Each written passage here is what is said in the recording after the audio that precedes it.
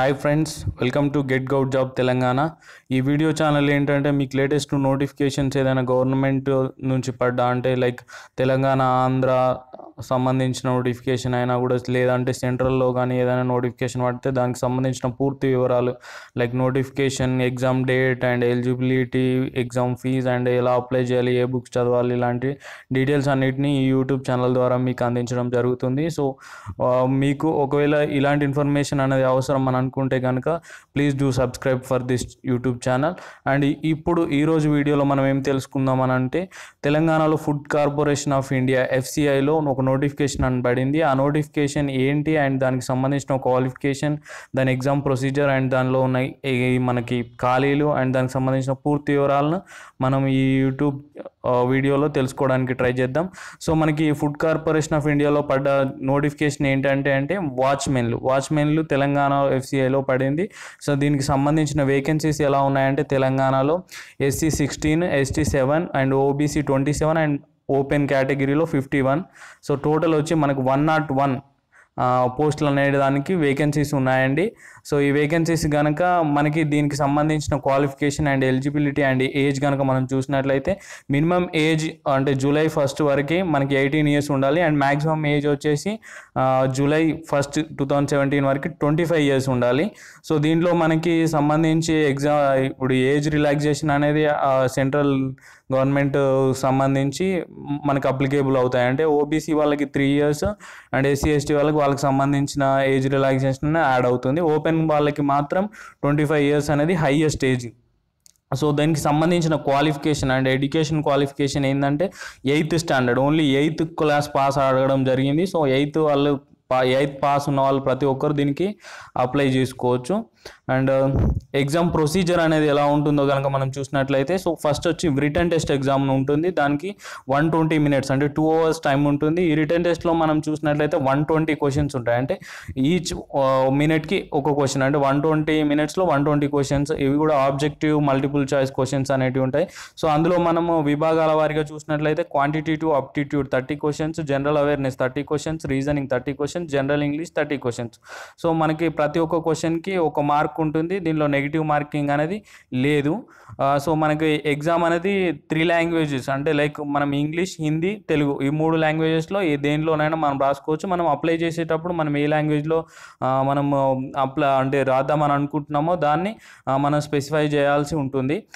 దీనికి సంబంధించి physical exam కూడా కండక్ట్ చేయడం జరుగుతుంది. అంటే physical efficiency test. Once return exam qualify అయిన తర్వాత మనకి ఈ PET ఎగ్జామ్ అనేది కండక్ట్ చేయడం జరుగుతుంది. ఫిజికల్ ఎండ్యూరెన్స్ టెస్ట్ అంటే ఈ క్వాలిఫైయింగ్ పర్పస్, అంటే ఇది ఒక క్వాలిఫైయింగ్ నేచర్. దీనికి సంబంధించిన మెరిట్ మార్క్స్ అనేది మాత్రం మనకి యాక్చువల్ మెరిట్ లిస్ట్లో మనకు యాడ్ చేయరు. ఓన్లీ ఇది క్వాలిఫైయింగ్ నేచర్.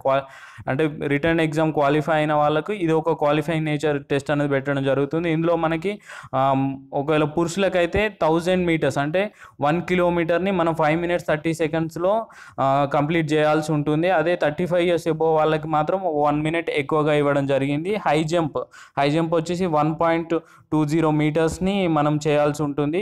దీనిలో మటుకు 35 years వాళ్ళకి ఎలాంటి రిలాక్సేషన్ ఇవ్వలేదు.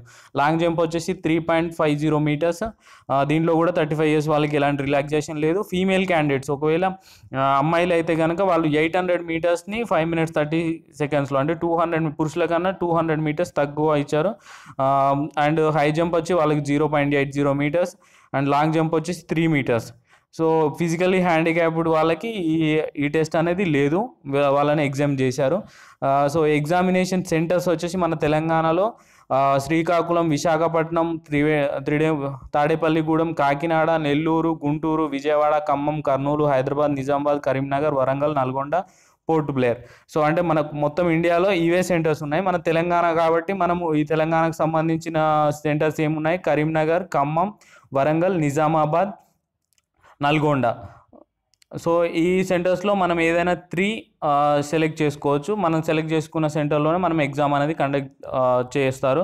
ఎగ్జామ్ డేట్ వచ్చేసి ఇప్పుడు నోటిఫికేషన్లో మాత్రం డీటెయిల్స్ అనేవి ఏమి ఇవ్వలేదు. సో ఫర్దర్గా మనము ఎగ్జామ్ డేట్ అనేది ఇంటిమేట్ చేస్తారు. దానికి సంబంధించి మనకు ఒక వెబ్సైట్ ఇచ్చారు, FCI రీజనల్ జాబ్ .com అనే వెబ్సైట్ ఇచ్చారు. ఈ వెబ్సైట్లో మనకి ఎగ్జామ్కి సంబంధించిన డేట్ అనేది అప్డేట్ చేస్తారు. మనం అప్లై చేసిన వాళ్ళు ఫ్రీక్వెంట్గా ఈ వెబ్సైట్ని చూస్తే మనకు ఎగ్జామ్ డేట్ ఎప్పుడన్నా ఉంటే మనకు తొందరగా తెలుస్తుంది. నేను కూడా అంటే వన్స్ ఎగ్జామ్ డేట్ వచ్చిన తర్వాత నేను ఈ యూట్యూబ్ ఛానల్ ద్వారా మీకు తెలియజేయడానికి ట్రై చేస్తాను.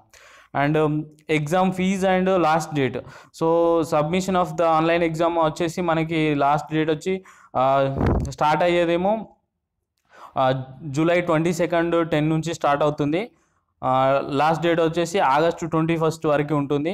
సో అప్లికేషన్ ఫీ వచ్చేసి 250 రూపీస్. అంటే అది only OBC and open category వాళ్ళకి. ఎస్సీ ఎస్టీ వాళ్ళకి మనకి ఎగ్జామ్ ఫీజు అనేది ఎగ్జామ్ చేశారు. SC ST and physically handicapped and women. So వీళ్ళకి అనేది ఎగ్జామ్ ఫీ అనేది ఎగ్జామ్ చేశారు. ఓన్లీ ఓబీసీ జనరల్ కేటగిరీకి సంబంధించిన అబ్బాయిలు మటుకు మనం ఫీ అనేది పే చేయాలి. అది కూడా 250 రూపీస్. మనం ఎస్బీఐ ఇంటర్నెట్ బ్యాంకింగ్ ద్వారా కానీ all other debit credit card ద్వారా కానీ మనం పే చేసుకోవచ్చు. సో దీనికి లాస్ట్ డేట్ వచ్చేసి ఆగస్టు 21. సో ఇది గుర్తుపెట్టుకోండి.